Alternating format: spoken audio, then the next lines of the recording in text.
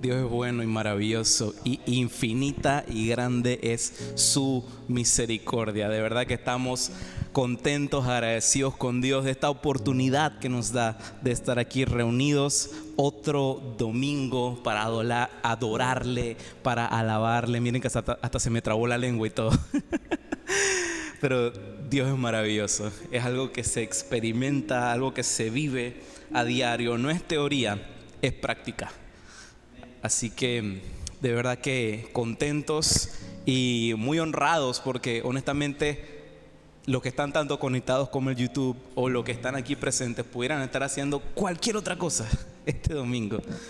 Pero si estás aquí con nosotros es porque Dios tiene algo para ti y tiene algo para nosotros. Quiere hablar a tu vida. A lo mejor estás pasando por una temporada complicada, una temporada difícil, y mira, a veces tendemos a cometer el error de decir que Dios tiene la última palabra. Y honestamente yo creo que es totalmente al contrario. Dios siempre va a decir lo primero, porque Él habló primero. Así que, y lo experimentamos en momentos como lo que acabamos de tener, en momentos de alabanza, de adoración, donde de verdad no importa que de repente aquí a mucha honra no tengamos disque en estos momentos, pues, porque creemos en el Señor que vamos para allá. Él sustenta su obra, así que vamos para allá. Pero en estos momentos solamente tenemos, por ejemplo, ya me han comentado que les da cosita cuando yo digo que venga el equipo de alabanza, y hay veces que de repente nomás soy yo y Jamie. Pero igual les digo, no es tanto a veces la instrumentación, no es tanto a veces los arreglos, a veces es simplemente que de tus labios salgan palabras, salgan declaraciones que te conecten con esa realidad, con lo que Dios ha dicho para tu vida. Y a veces es muy fácil cuando cantamos, adoramos, nos rendimos delante de Dios, cuando las cosas están bien, están chéveres. Pero cuando la situación no está tan bonita que digamos, es cuando esto realmente se vuelve un sacrificio de alabanza. Cuando a pesar de que tus labios no tengan la potencia, tú tengas así una presión en el pecho por lo que estás viviendo, te falta el oxígeno, de todas maneras, de lo muy profundo de tu ser, sale una alabanza para nuestro Dios. A mí me gusta compararlo de esta manera. No sé por qué estoy hablando de esto como que no tiene nada que ver con el tema, pero sí tiene que ver con el tema. Hay veces que tendemos a ver a Dios, a ver a Jesús como un hotel. Me preguntarán, pastor, ¿cómo así? Como un hotel, porque muchos queremos llegar a Dios de visita. Y casualmente cuando uno va a los hoteles, cuando uno va a un resort, a un todo incluido, ¿vas en qué momento? En el momento de tus vacaciones. En el momento que no tienes absolutamente nada que hacer, que tienes todo el tiempo del mundo libre, que estás bien, que estás feliz, que vas a un tiempo de relax, a desconectarte. Y tendemos a ver a nuestros encuentros con Dios como si fuese eso, pues como un tiempo efímero. Cuando no me choca con nada, ahí estoy. Pero Dios no te ha llamado a que tengas ese tipo de relación con Él. Dios no te ha llamado para que lo trates como un hotel. Dios te ha llamado para habitar con Él. Para habitar con Él, para que sea tu casa, tu refugio. No tienes idea lo mucho que nos perdemos cuando no hacemos que Dios sea el principio de toda nuestra semana, el principio de toda nuestra agenda, el principio de todas mis ocupaciones, el principio de todas mis metas. Ese es su lugar. Y vamos a ver una historia que nos acuerda acerca de eso.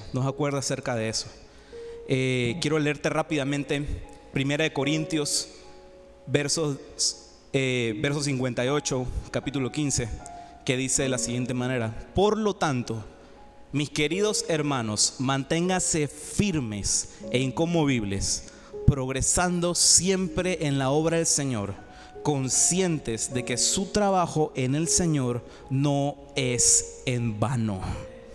Su trabajo en el Señor no es en vano. Le he puesto como título al mensaje de hoy, le colocamos excelente servicio. Una frasecita aquí que tenemos nosotros cuando de repente es que, lo hiciste bien, excelente servicio. Y hoy vamos a ver acerca de eso, lo que es el servicio, lo que es servir a Dios. Porque servir a Dios no es simplemente lo que hacemos en un marco eclesiástico, lo que de repente haces en tu iglesia local, sino que servir a Dios es algo que hacemos 24/7. Porque donde sea que tú vas es una oportunidad para que puedas servir a Dios. Así que, ¿qué tal si oramos para comenzar? Padre, gracias te damos por esta tarde, por este momento glorioso y hermoso que nos permite, Señor, estar aquí todos reunidos en esta casa que tú dispones, Señor, que se vuelve casa de Dios y puerta del cielo durante este tiempo que vamos a estar viviendo aquí, Señor. Te pido, Padre, que abras los ojos de nuestro entendimiento, Señor, y que la palabra, el mensaje que tienes preparado para nosotros no sea solamente algo que repose en nuestros pensamientos, sino que también en nuestros corazones, Señor. Que nos motives y nos animes a seguir creyendo que tus planes para nosotros son de bien y no de mal, para darnos un futuro y una esperanza. Gracias te damos en el nombre de Cristo Jesús. Y todos dicen: muy bien, excelente. La gente no está dormida, eso me gusta. Bueno, vamos a ver rapidito lo que es el comienzo del Evangelio de Lucas. El Evangelio de Lucas es un tanto curioso porque si lees los evangelios, Mateo, Marcos, Lucas, Juan, te vas a dar cuenta que casi todos ellos inician partiendo ya desde el bautismo de Jesucristo. Pero el Evangelio de Lucas sí te trae un poquito más de contexto. Lucas comienza a darle un poco más de contexto a la historia de dónde surge, de dónde entra en la historia este personaje, esta persona que revolucionó el mundo, Cristo Jesús. Y solamente para darte un par de datos curiosos, el Evangelio de Lucas es sumamente diferente porque sus primeros 4 versículos inician escrito en un griego académico. Lucas, teólogos afirman que él era médico de profesión, así que era una persona que estudiaba mucho y que manejaba un lenguaje así muy académico, muy decorado. Pero sucede algo interesante. A partir del verso 5 en adelante, ya Lucas adopta un lenguaje griego más común, que manejaba más las personas. Teólogos afirman que de seguro lo que tenía Lucas en su corazón era que él, lo último que quería que brillase en esa carta que él escribe dirigida a Teófilo y a la iglesia, que fuese sus talentos lo que saliera a flotar, a relucir, a brillar. Él lo que quería que brillase aquí era solamente el nombre de Jesús. Así que desde ya Lucas nos empieza a hablar acerca de lo que es el servicio, que en el servicio a Dios no es relevante tener el más grande talento, las más grandes habilidades, sino que lo que importa es tener el corazón indicado. Amén. Están como regañados, siento que están todos como muy calladitos. Bueno, vamos a dar inicio entonces a este relato. Quiero hablarte durante los siguientes minutos de la historia de una parejita de 2 personas. Sus nombres son Zacarías y Elizabeth. Vamos a ir viendo poco a poco quiénes eran estas personas y el testimonio de su vida, porque eso es lo que va a ministrar nuestros corazones esta noche. Dice Lucas, capítulo 1, verso del 5 al 6. Cuando Herodes era rey en Judea, hubo un sacerdote judío llamado Zacarías. Era miembro del grupo sacerdotal de Abías, y su esposa Elizabeth también pertenecía a la familia sacerdotal de Aarón. Zacarías y Elizabeth eran justos a los ojos de Dios y cuidadosos en obedecer todos los mandamientos y las ordenanzas del Señor. Como me gusta decir, hasta ese punto todo bonito, todo belleza, ¿verdad? Para tener un poquito de contexto, en los tiempos que nos estamos ubicando, era durante el tiempo del reinado de Herodes el Grande. Herodes el Grande fue un rey el cual era conocido históricamente por ser sumamente violento. De él es de donde viene aquel decreto que había promulgado cuando se entera que iba a nacer alguien que supuestamente, como él pensaba, lo iba a destronar, porque decían que venía un rey. Y ahí es donde él ordena matar a todos los recién nacidos, y es ahí donde viene la matanza de los inocentes. Era ciertamente un tiempo difícil que se estaba viviendo en esta comunidad en Israel. Ahora, centrándonos un poco en lo que son Zacarías y Elizabeth. Zacarías, ¿quién era? Era un sacerdote y era del grupo sacerdotal de Abías. Del grupo sacerdotal de Abías. Vamos a entrar un poquito en qué significa eso y con qué se come, porque ya están diciendo, ¿cómo así? Tranquilo, va a estar chévere. Y Elizabeth, o sea, la esposa de Zacarías, era una de las hijas de Aarón, o sea, que ella venía de una familia sacerdotal. Estamos hablando de dos personas que ya tenían un recorrido en el servicio, que eran personas de una familia muy reconocida, que eran ambos de familia sacerdotal, que es más, hasta Lucas nos menciona que eran justos delante de Dios. ¡Qué locura! O sea, desde ya abrimos con el hecho de que eran gente, súper top, digamos pues. Todo bien hasta aquí, todo bonito. Pero ¿qué sucede a continuación? En Lucas 1:7 vemos lo siguiente. No tenían hijos porque Elizabeth no podía quedar embarazada, y los dos eran ya muy ancianos. Mira, para ti, para mí, de repente esto, lo que te acabo de compartir, no significará como algo tan, digamos, de tanto peso. Pero si entendemos el contexto que se está viviendo en esta época, y más aún así siendo esta una pareja sacerdotal, era algo que era de mucho peso. Primero que todo, vemos, Elizabeth no podía tener hijos. Lo segundo, ambos ya eran muy ancianos, ya eran muy mayorcitos los dos.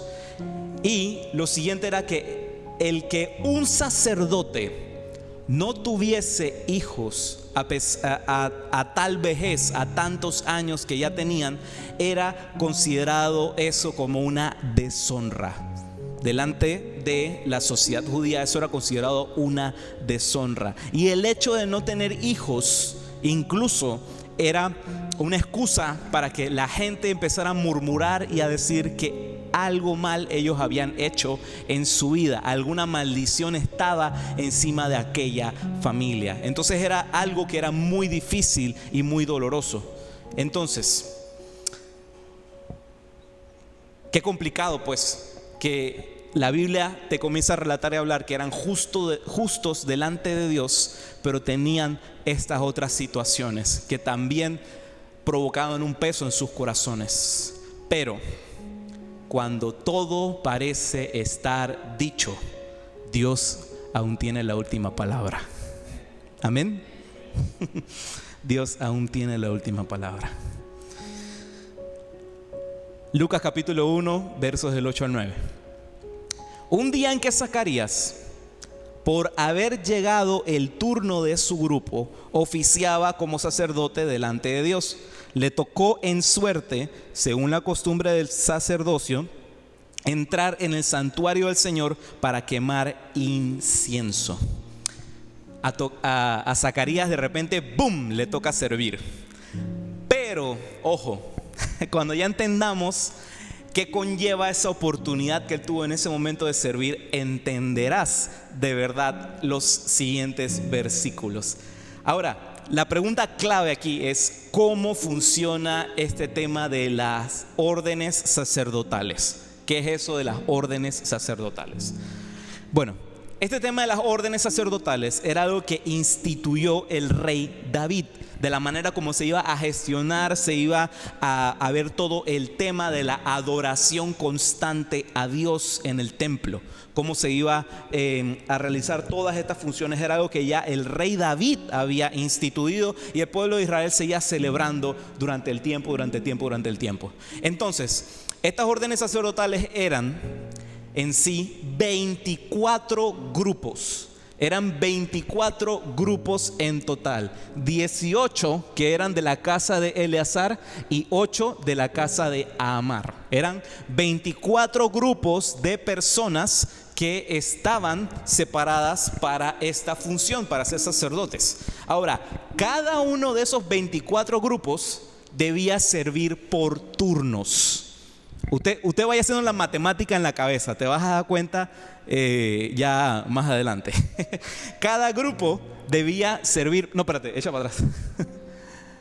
Cada grupo debía servir por turnos. Cada turno duraba 8 días. O sea, arrancaban el sábado en la mañana y terminaban el sábado por la tarde de la siguiente semana. O sea, era un turno de 8 días de servicio. Y Zacarías pertenecía, como habíamos visto al comienzo, al grupo de Abías. El grupo de Abías era el octavo grupo de los 24. Entonces, el grupo de Abías, en el calendario, en la planificación que tenían, los que son del team de Lighthouse, vayan apuntando porque vamos a hacer examen después. No, mentira. Los del grupo de Abías, ellos en su calendario tenían estas fechas que ellos servían. La primera era Pascua. Todos servían en la Pascua. O sea, los 24 grupos servían en Pascua. La siguiente fecha era la octava semana del año. En esa solamente ellos eran los que servían. En las siguientes dos, que eran Pentecostés y la fiesta de los tabernáculos, nuevamente como la Pascua, todos servían, los 24 grupos. Pero en la semana 32, o sea, en la semana 32 del año, nuevamente solo los del grupo de Abías servían. En otras palabras, si estás siguiéndome la matemática, solo tenían 5 oportunidades en el año, de las cuales 2 eran exclusivas de su grupo para poder servir. Y dicen historiadores que en tiempos de Jesús, cada uno de esos grupos alcanzaba la cantidad de nada más y nada menos de 20,000 sacerdotes. O sea, de los 24 grupos, cada uno tenía aproximadamente 20,000 sacerdotes. Era muy posible, entonces, sacando números y viendo las probabilidades, que era posible que de repente un sacerdote sirviera una sola vez en su vida. Una sola vez en su vida. Pero ojo, no era de que todos los demás días de su vida él estaba nada más en casa sin hacer nada. No. Cuando estaban los grupos de sacerdotes sirviendo, el sacerdote, que aunque no le tocaba, tenía que estar ahí presente. Tenía que estar ahí presente. No estabas auspiciando lo que era la ceremonia, pero tenías que estar allí presente, porque ese era el compromiso que habían adquirido ellos. Entonces, tú te imaginarás cómo Zacarías explota de felicidad en el momento que tiran suertes. Sí, tiran suertes. No sé si era que un dadito o era una tómbola, que de repente dicen de que eso es del diablo, de estar tirando suerte. Pero mira, si la gente, así era como se repartían las cosas en la Biblia. Así que contarle que no estén chingueando está bien. Pero bueno, eso es para otra prédica. Pero bueno, yo me imagino que Zacarías no cabía en su pecho de la felicidad cuando se enteró de que iba a servir, de que iba a ser la oportunidad de su vida. Y ojo, Zacarías ya era muy mayor. Así que, como te decía, a lo mejor era la primera vez en su vida que tenía esa oportunidad de servir delante de Dios, de servir en el templo, en el altar. Habían tres áreas de servicio. Yo sé que de repente ahorita no va a parecer como que muy relevante que me extiendan estas cosas, pero sí va a tener su trasfondo. Y también el hecho de que, vamos a seguir. Habían tres áreas de servicio.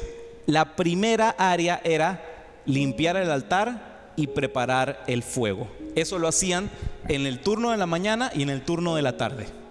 La siguiente área era matar el sacrificio y rociar el altar. Sí, agarraban el cabrito, no sé, el animalito, y rociaban el altar. Denle gracias a Dios que eso no se hace hoy en día. Pero entonces hacían eso, pues. Y el tercer área de servicio era ofrecer el incienso. Ahora, esta tercera área solo se hacía en la mañana. Las otras anteriores sí se hacían en la mañana y en la tarde. Esta solo se hacía en la mañana y era la que era considerada la de mayor excelencia. Ahora, volvemos atrás al tema de los números. Mira todas las posibilidades que tenían que cumplirse. Mira todo, no solamente de que quedara de esos 20,000 que le tocara en ese momento, y que no solamente le tocara en ese momento, sino que también cuando tiran suertes. ¿Adivina quién quedó ofreciendo el incienso? Zacarías. Zacarías. Entonces, ofrecer incienso. Ofrecer incienso es símbolo de oración. En la Biblia, cuando verás la palabra incienso, la puedes prácticamente traducir a oración. Y eso lo podemos ver en el Salmo 141, verso 2, que dice de la siguiente manera: que suba a tu presencia mi plegaria como una ofrenda de incienso, que hacia ti se eleven mis manos como un sacrificio vespertino. Así que ves, era algo que era una oportunidad única y que Zacarías la estaba experimentando. En los versículos, cuando tú lo lees, no te transmite en ese momento el impacto de eso, pero si de repente ves el poco de números y de listados y de cosas que te acabo de mostrar, entenderás que no era cosa pequeña lo que estaba viviendo Zacarías. Ahora, pudiéramos hacernos una pregunta en medio de esto: ¿por qué cosas habrá orado Zacarías? O sea, Zacarías tenía la puerta abierta para él estar de frente en el altar, el que ofrecía el incienso y la oración. O sea, ¿por qué habrá orado Zacarías en ese momento que él estaba delante de Dios? Seguramente debió haber tenido un listado o se lo memorizó, qué sé yo, para no estar ahí cancaneando delante del altar. Y como llevaba toda su vida, o sea, estamos hablando de una persona mayor, llevaba toda su vida viendo cómo se realizaba aquella ceremonia, lo más seguro ya sabía cómo iniciar, cómo terminar. O sea, era alguien que ya estaba preparado por mucho tiempo. Ahora, hay dos cosas que de seguro todo sacerdote oraba cuando estaba delante de Dios ofreciendo el incienso. Esas eran dos cosas fijas que todo sacerdote oraba. Lo primero era por la necesidad del pueblo de Israel, y lo segundo, por la venida del prometido Mesías. Lo más seguro, por esas dos cosas, Zacarías tuvo que haber orado. Y también, muy probablemente, no oró por nada más. No oró por nada más. Porque a pesar de él tener esa evidente necesidad de lo que él estaba viviendo, lo que él estaba pasando, lo más seguro vio y entendió que era mucho más importante lo que él estaba haciendo. Y si de repente él comenzaba a orar por lo suyo, a lo mejor iba a ser interpretado como un acto de egoísmo y empieza, lo más seguro él se hizo su película y empezó a poner sus excusas en la cabeza. Pero demos gracias a Dios que muchas veces Él no hace como nosotros queremos, sino como necesitamos. Demos gracias a Dios porque Dios no solo escucha la oración de los labios de Zacarías, sino que escucha la oración del corazón de Zacarías. Dios responde la oración de Zacarías. Y lo veremos a continuación. Porque, ¡boom!, se aparece delante de él un ángel. Ahora, en otra prédica vamos a ver eso un poquito más, porque quiero como que quebrantar un mito. Porque cuando en la Biblia tú ves de que se apareció un ángel, bórrate del cassette acá arriba que era de repente como un bebé gordito con alitas, o un tipo así, dije, con cabello dorado, así como Thor. ¿Cómo se llama el actor de Thor? Como Chris Hemsworth, así dije, así pompeado, así con alas así extremas que no sé qué. Así no son los ángeles bíblicos. Así no son los ángeles bíblicos. Cuando tú lees la Biblia te vas a dar cuenta de que si a ti te aparecía un ángel, mi hermano, quedabas como si se te apareciera la tulivieja. Quedabas así blanco como el papel. Porque si eran unos seres que eran súper extraños. Cuando tú ves Apocalipsis, había uno de que eran como unas ruedas, que tenían ojos en las ruedas. O sea, era una cosa extrema. Así que por eso es que comenzamos a leer en Lucas 1, 13 al 17, que el ángel le dijo: no tengas miedo, Zacarías. Porque lo más seguro le salió el bicho ese, y lo más seguro Zacarías, ¿qué es esto? Pero le dice: no tengas miedo, Zacarías, pues ha sido escuchada tu oración. Tu esposa Elizabeth te dará un hijo y le pondrás por nombre Juan. Tendrás gozo y alegría, y muchos se regocijarán por su nacimiento, porque él será un gran hombre delante del Señor. Jamás tomará vino ni licor, y será lleno del Espíritu Santo, aún desde su nacimiento. Hará que muchos israelitas se vuelvan al Señor su Dios. Él irá primero delante del Señor con el espíritu y el poder de Elías, para reconciliar a los padres con los hijos, y hará a los desobedientes a la sabiduría de los justos. De este modo preparará un pueblo bien dispuesto para recibir al Señor.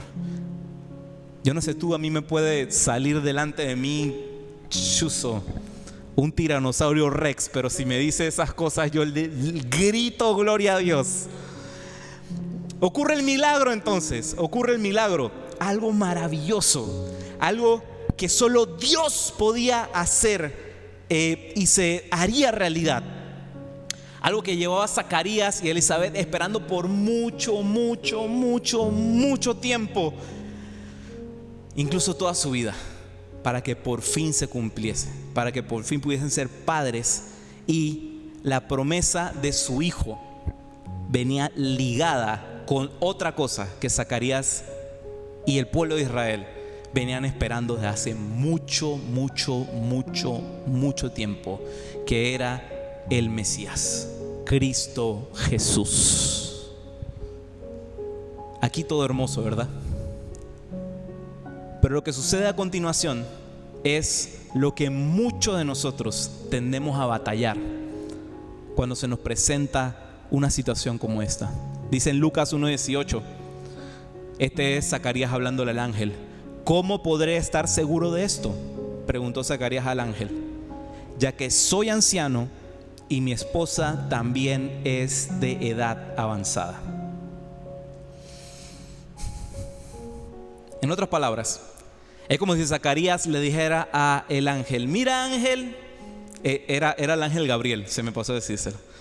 Dice: mira, ángel, todo bien, todo bonito lo que tú me estás diciendo, Y lo que me dices de parte de Dios, siempre ha sido mi anhelo ser papás, y que mi hijo tenga incluso hasta algo tan importante como abrirle paso a quien será nuestro Salvador, el Mesías.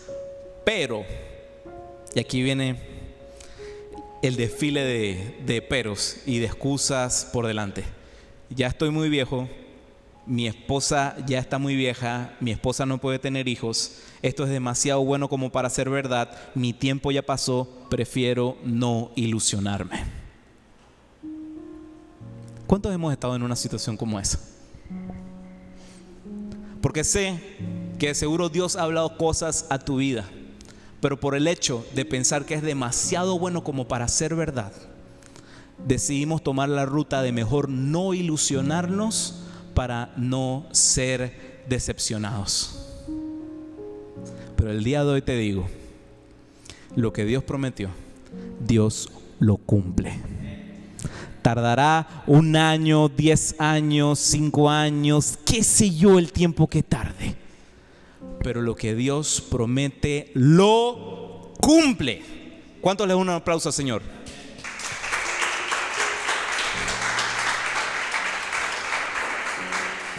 Porque sí, a veces qué rápido tendemos a tirar por la borda lo que Dios está prometiendo a nuestra vida, porque primero preferimos enfocarnos más en nuestra situación que en lo que Dios quiere hacer. Porque, por más de lo que estés pasando, no lo mires como tu final, míralo como el comienzo de una historia que Dios quiere escribir a tu vida. ¿Cómo esperas ver milagros si todo va siempre bien?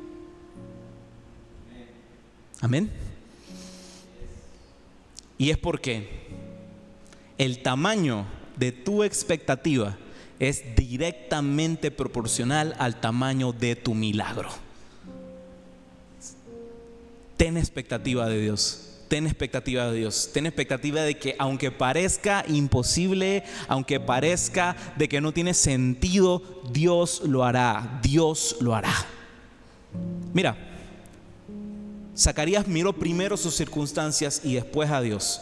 Pero Dios, como es Dios, es lo que me encanta, le responde el ángel a Zacarías de la siguiente manera. Mira lo que le dice el ángel a Zacarías. Le dice: yo soy Gabriel y estoy a las órdenes de Dios, le contesta el ángel.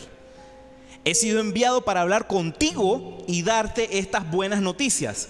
Pero como no creíste en mis palabras, las cuales se cumplirán a su debido tiempo, te vas a quedar mudo.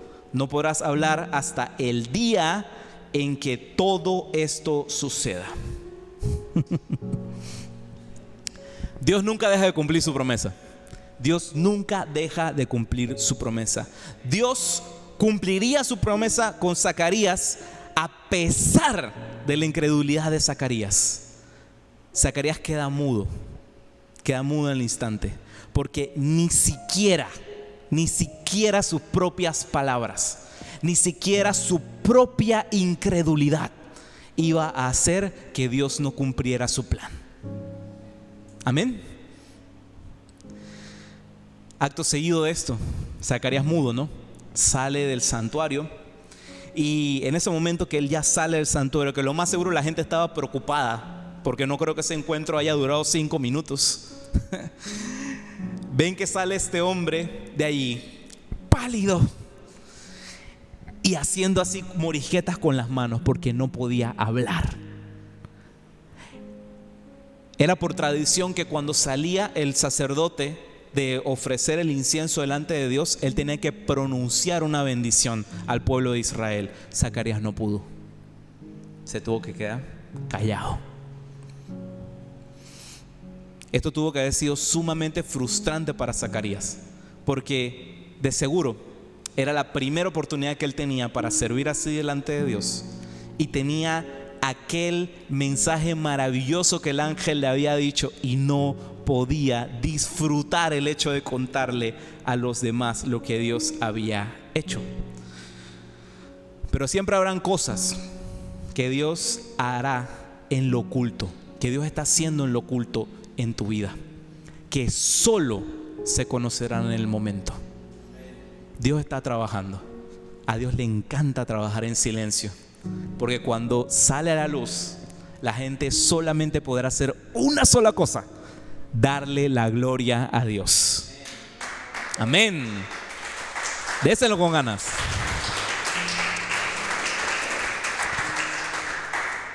Ahora mira, en los versículos siguientes quiero resaltarte esto. En Lucas 1:23 dice: cuando terminaron los días de su servicio, regresó a su casa. ¿Y por qué esto es importante? Porque, oye, yo no sé tú, pero si a mí se me aparece un bicho, una cuestión con alas, así con ruedas, que me dice que es Gabriel, de que voy a tener un hijo y todas estas cuestiones, y de repente yo, por ser incrédulo, me quedo mudo. Yo no sé si fuera tú, pero eso sería lo suficientemente alarmante como para que yo saliera corriendo al hospital, sacar una cita con un médico o con un psicólogo, no sé, y decirle: mira, locura que me acaba de suceder. Pero ¿qué sucede con Zacarías? Zacarías se queda sirviendo. Cuando termina los días de su servicio, es que regresa a su casa. Y este es el punto número 1 del servicio a Dios. Sirve en la espera. Sirve en la espera. No subestimes el valor de esperar. No subestimes el valor de esperar. Zacarías no salió corriendo allí para su casa, ni para el médico, ni para el psiquiatra. Él terminó su servicio. Él permaneció firme allí a pesar de la situación, de la carencia que estaba viviendo en ese momento. Él siguió con su servicio, siguió con lo que Dios le había encomendado. Con esto te digo, sigue sirviendo ahí donde estás. Y vuelvo y repito, servicio no es solamente, nosotros tenemos la facilidad aquí en Lighthouse de que el que quiera servir, porque como somos una iglesia que tenemos que armar todas estas cosas que ven acá, porque los que de repente no saben, hay un grupo de personas que amamos mucho, que están aquí con nosotros, conmigo y con mi esposa. Hay unos que llegan incluso hasta antes que nosotros, están aquí desde las 5 de la tarde para dejar todo esto así montado, todo chévere, el sonido, la conexión de internet. Si estás ahí en YouTube, quiero que sepas que esto no es de que esto está aquí, nada más prendemos la camarita.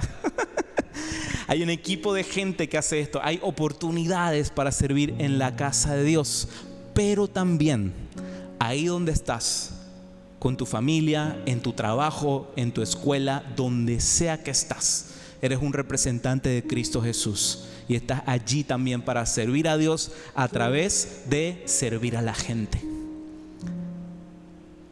Sigue sirviendo. Sirve a Dios ahora, ahí donde estás, con la gente que estás y con todo lo que tienes.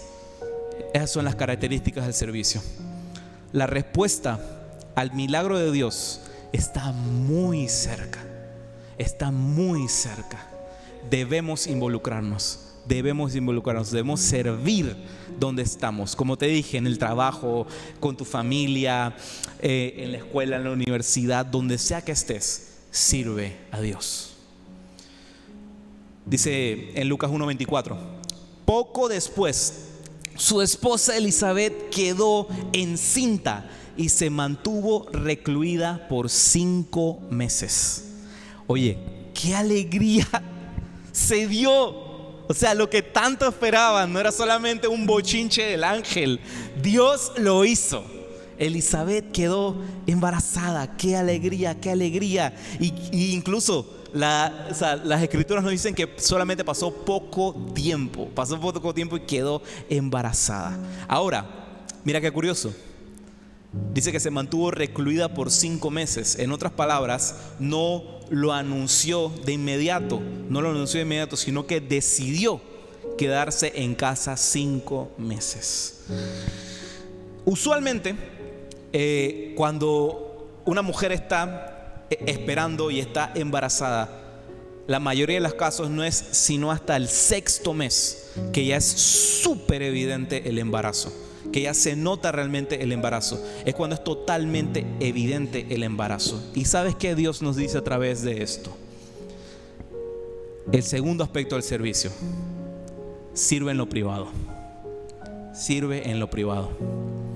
Porque lo que cultivas con Dios en lo privado se manifiesta en lo público.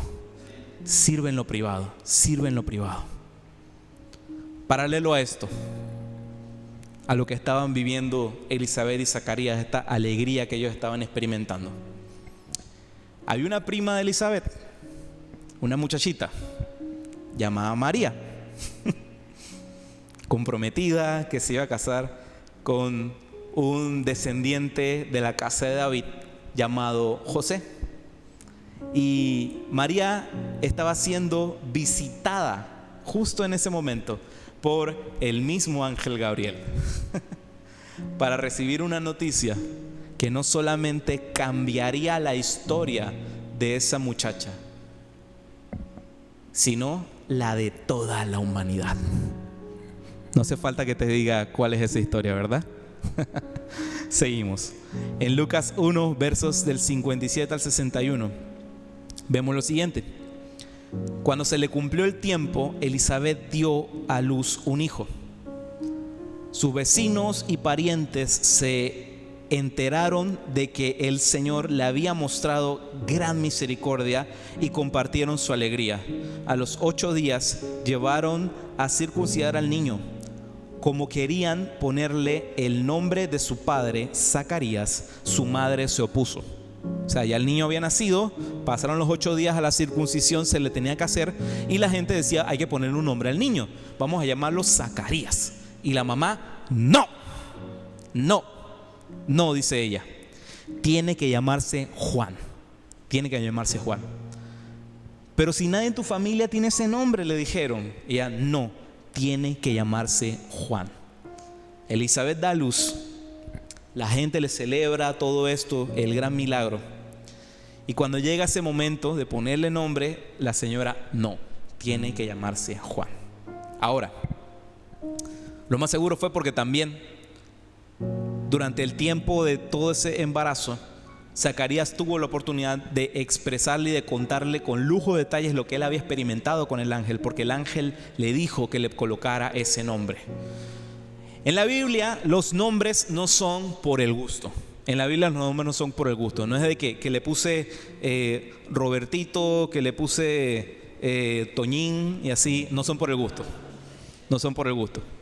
Todos los nombres en la Biblia tienen significado. El nombre Zacarías significa el recordado de Dios, o quien Dios recuerda. Y el nombre de Juan significa Dios es misericordioso, o por quien Dios tiene misericordia. Ahora, ¿qué nos quiere decir con todo esto la Escritura? En medio de tu servicio, en medio de ese momento que estás sirviendo a Dios con pasión, con entrega, con amor, ten presente este tercer punto. No hay nada que nos ate al pasado cuando la misericordia de Dios está por delante. Amén. Y ese es el tercer punto.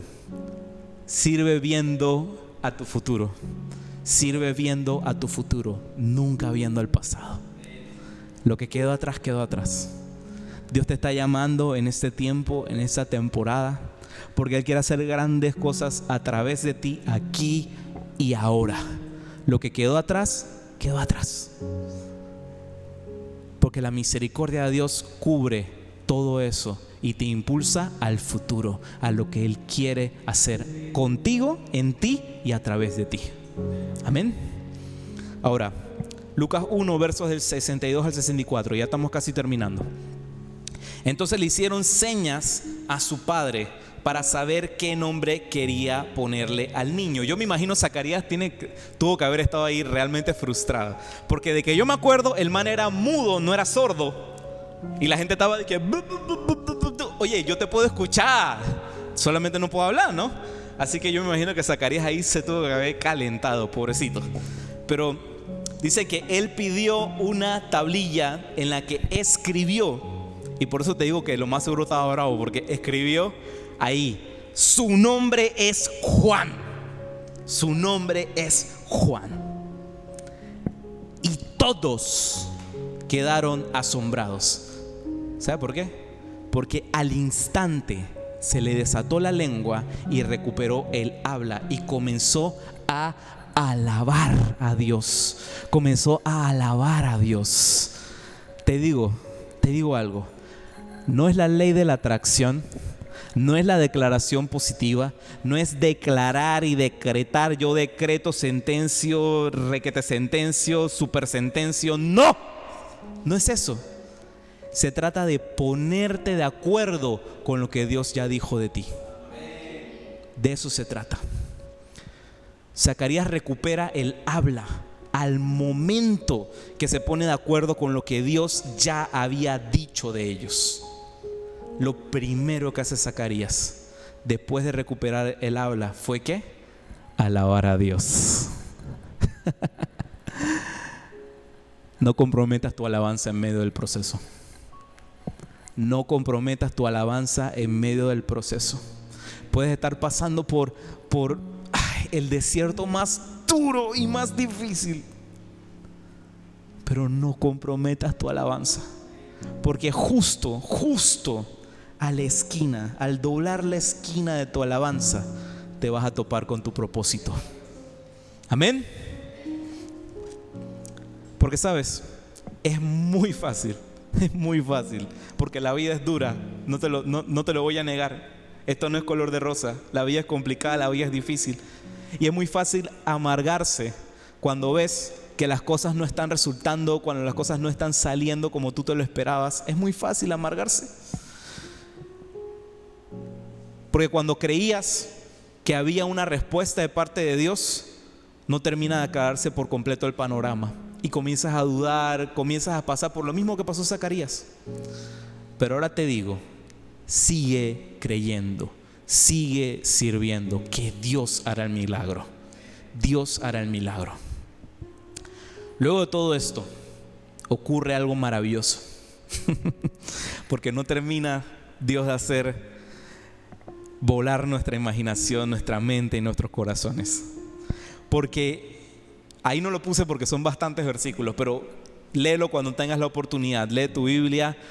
Por favor, lee tu Biblia. Así que cuando tengas la oportunidad, lee Lucas capítulo 1 desde el verso 67. Porque más adelante, después de ese versículo, del verso 67, vemos que Zacarías es lleno del Espíritu Santo. Y ocurre algo por primera vez después de 400 años de silencio total.